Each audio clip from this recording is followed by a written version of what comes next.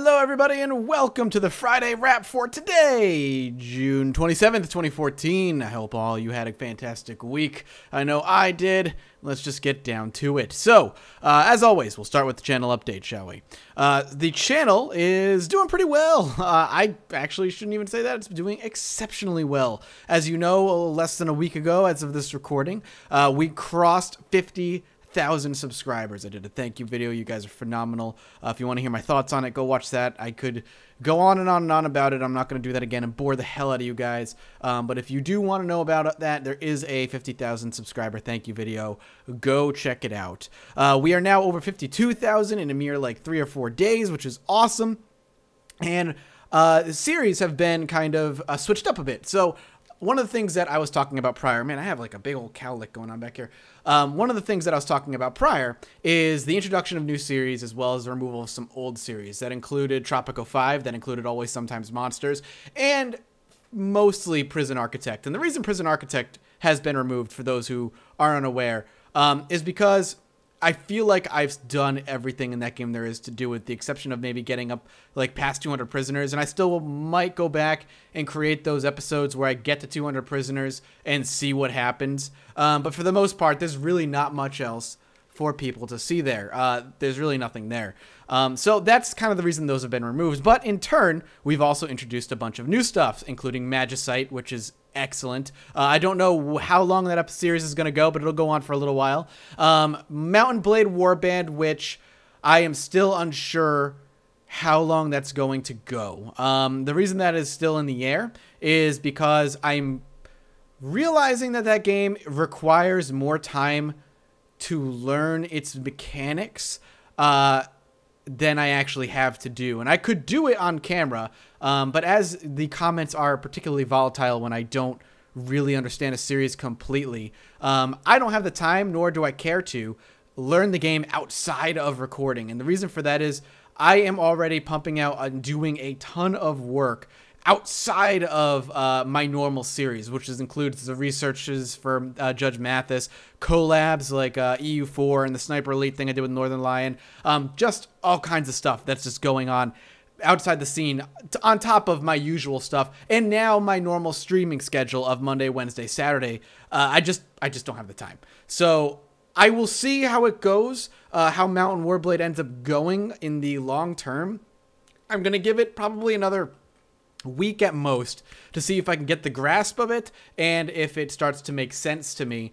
If it does not, if that's something that just doesn't click and I just don't seem to be improving in those 20-minute episodes, half-hour episodes, there's a good chance I'm just going to drop it and we'll bring something else on board. And I've got ideas, of course, and all that other stuff. And the other series that's new is Xenonauts, which is another one of those games that does have a learning curve, but it's a game that I can grasp maybe a little bit still poorly, and I'm still not exactly great at it. But it's a game that I grasp a lot quicker than Mount & Warblade because it's similar to games that I've played in the past.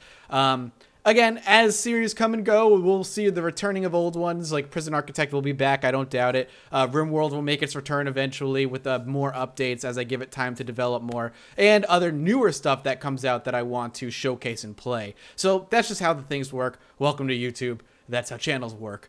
So that's that. YouTube is going really well. Make sure you guys are following me on Twitch because, like I said, I do stream Monday, Wednesday, and Saturday, noon to 2. So I will be streaming tomorrow from noon to 2. It's all Eastern Standard Time. So whatever that is in your time. So come by, swing out. We have some fun. I've been playing through Transformers, The Fall of Cybertron. I am almost done with it.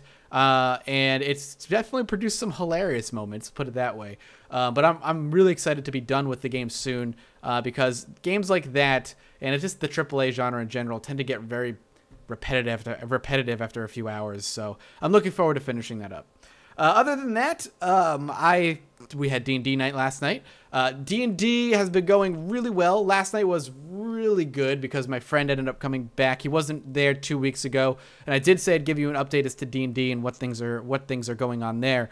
Generally speaking, not much has changed. Outside of the fact that something called a quarry, we came across a very small, like Thorpe, like 40 people, a village essentially that was overtaken by a quarry. Essentially, what a quarry is somebody who can infect the minds of weak-willed people and control them, and he basically like thrives off of that. I'm not exactly sure.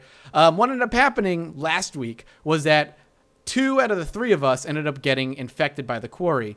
The person that did not get infected by it was myself. I beat the will save that was necessary.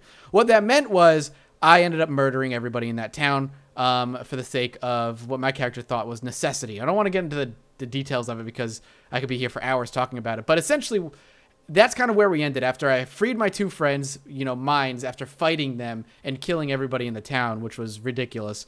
My character is like all effed up that he has like the blood of 40 people on his hands and his hands alone. And then my friend came back yesterday, and when he came into town, it was empty, and we didn't know if we could trust him, so we took him prisoner. We detected evil on him. We basically like gave him the quick rundown, and we were finally say, okay, we believe you are. We say you are. We ended up finding out that the quarry actually did still infect me, but not my mind, my soul. And we don't know what that means, and we have to go to Sharn. What I do know is that, right now, is as long as it's in me, I actually can't sleep. So unless I have the help of the others, I don't get to rest. And if I don't rest, I don't get my spells back as long as I expended them. So that's kind of where I'm sitting. I've had this thing in me for like over a month now. It could blow up at any minute, and it could just take me over.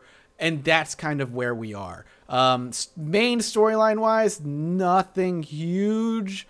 That's kind of a side thing that we're trying to take care of first, and then we'll probably get back onto the main storyline. Though I do have some interesting predictions as to some of the secrets to our party. One of the things that came out was, in that I think only one of our party members actually knows this in-game, but out-of-game we all know now, is that my friend is actually a changeling. And they're like, they're an Eberron-only race, and they are essentially like half doppelganger. And I have a very sneaking suspicion the paladin that's been with us is actually a lycanthrope. And that would make things very interesting, mainly because the Silver Flame, the religion she's part of, despises lycanthropes. So in a lot of ways, she might hate herself. I don't know. It's a guess. We've had some hints that that might be the case, but we don't know. So it's really interesting. And we're still trying to figure out why I didn't die, too. Like, why I had this weird ability to come back to life. I don't know. Nobody knows, and we're trying to figure it out. So that's D&D, and that's it. Nice quick Friday wrap for you, as you can watch Maya get into her litter box or think about going to the bathroom. But I hope you guys have a fantastic week. I'll see you next Friday, and make sure you guys go play Shovel Knight. Seriously, it's awesome. Bye-bye.